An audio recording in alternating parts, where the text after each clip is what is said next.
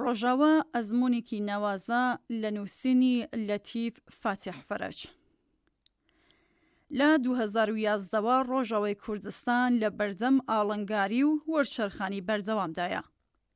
باوەڕ ناکەم هیچ جارێک لە مێژوودا ڕێکەوت بێت ئەزموونێکی تازە هەڵچوو بۆ هەموو دوژمن و نەیارە جارەوە درابێت. دوژمنی سەرسەخت و بێئەمان لەلایەکەوە تورکیا و دەست و پەیوەندیەکانی، لەلایەکەوە داعش بۆ هەموو تاریکی و دڕندەیەوە، جگە لە حکوومەتی سەردەمی بەشار و ئەوەی ئێستاش، ئەوە هەوڵی خەیانەت و تێکدانی بارودۆخیش هەرمەپرسە کە چەندین جار و لە چەندین شوێن دووبارە بووەوە. لەگەڵ ئەوەشدا ڕۆژاوا لە نێو ئەو دڕک و داڵەدا بە هێوەری دەست و پەنجەی نەرم دەکرد و هەر جارێک بە شێوەیەک لە تەڵە و داواکان خۆی دەرباس کردەوە، ئەگەرچی هێشتا بۆ گەیشتن بە ئارامی کەندوولەندی تری لە پێشدایە.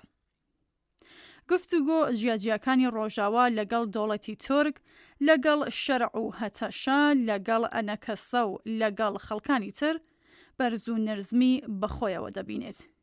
بەڵام زۆر ژیرانە و ئاوازیە تیمی ڕۆژاوا بۆ دانوستان لەگەڵ مەزلوم کۆبانیەوە تا دەگاتە ئیلهام ئەحمەد، ساڵح موسلم، ئاڵدار خەلیل و هەموو ئەوانی دیکە کە ڕەنگە ناوهێنانیان زۆری بووێت، تیمگەلی شارەزا و لەسەر خۆ پشوو درێژن.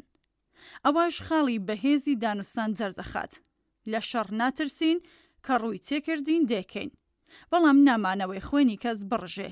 ئەوە لە نامەی یەکێک لە دۆستە بەرپرسەکانی ڕۆژاواوە بۆ من هاتبوو.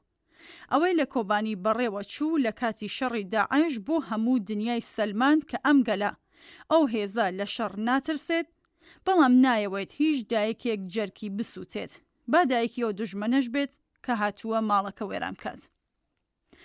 ڕێکەوتن لەسەر بەئاشتی و ئارامی هێشتنەوەی ئەشرەفیە و شێخ مەقسوودی حەلەب ئەوەندەی بەرگرتنە لە شەڕ واژەوە. خۆ بەدەستەوەجان نییە وەک ئەوەی هەندێک مێدیا و کەسی باشوور وێنە دەکەن. خۆزگاه لە ساڵی 2017 ئێمەیش بۆ جۆرە کەرکووکمان بپاراستایە و دواتر نەوکەوتوبانایە خوێنی یەکتر.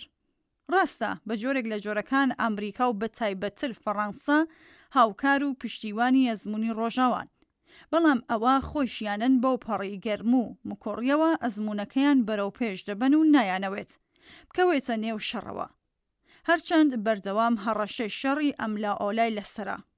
ڕۆژاوا خۆیان بەرەو پێش دەبن.